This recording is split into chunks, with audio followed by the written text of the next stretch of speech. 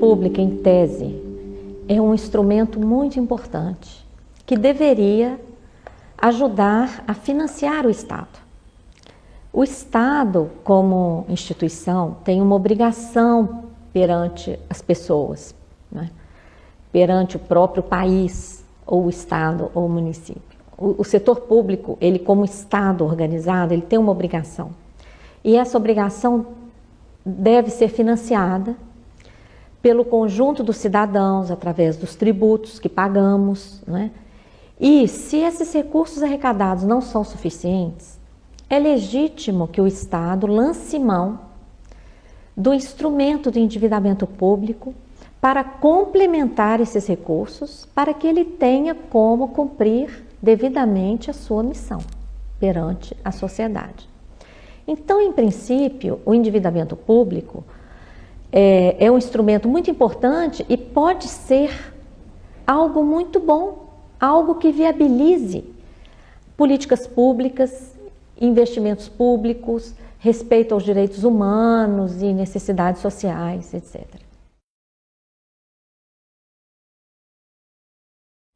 O grande problema é que quando nós investigamos, nós temos encontrado a utilização do instrumento do endividamento público às avessas. Ao invés do endividamento público trazer esses recursos, servir para aportar recursos e complementar os recursos à disposição do Estado, o que está acontecendo?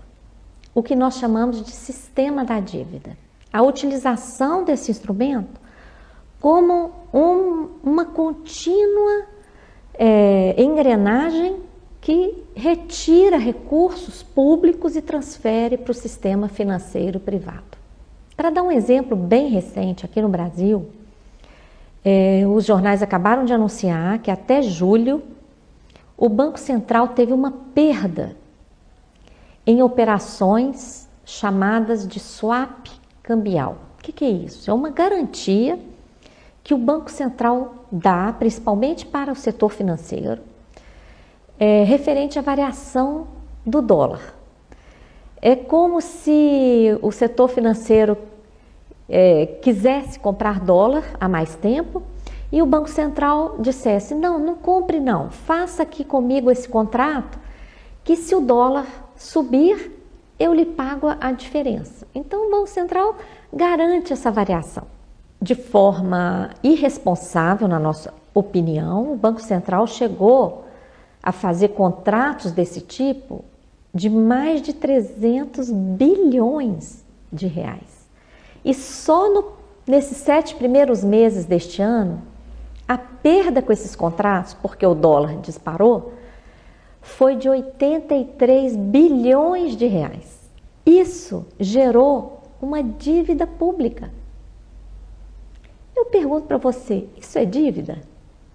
O Brasil recebeu alguma coisa? Não, pelo contrário, o Banco Central pagou essa diferença para os bancos e registrou uma dívida sobre a qual vão incidir juros, uma dívida que terá que ser paga ou com recursos públicos ou com venda de patrimônio para honrar essa obrigação. Nós já estamos com uma dívida, só a dívida chamada interna em títulos emitidos pelo Tesouro, que supera 3 trilhões e 600 bilhões de reais. É um escândalo, porque quando a gente olha para essa cifra de 3 trilhões e 600 bilhões, qual é a contrapartida dessa dívida?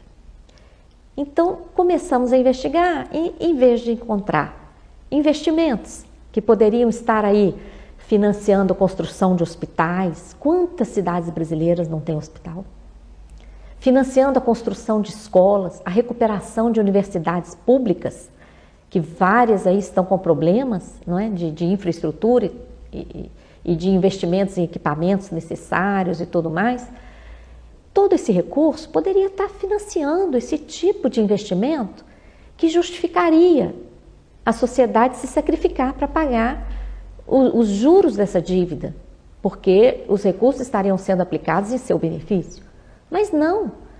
Quando investigamos essa dívida, encontramos esse tipo de mecanismo meramente financeiro que não serve à sociedade de forma alguma, são operações especulativas e operações que interessam unicamente ao setor financeiro privado. É por isso que os bancos aqui no Brasil têm lucros crescentes, bilionários.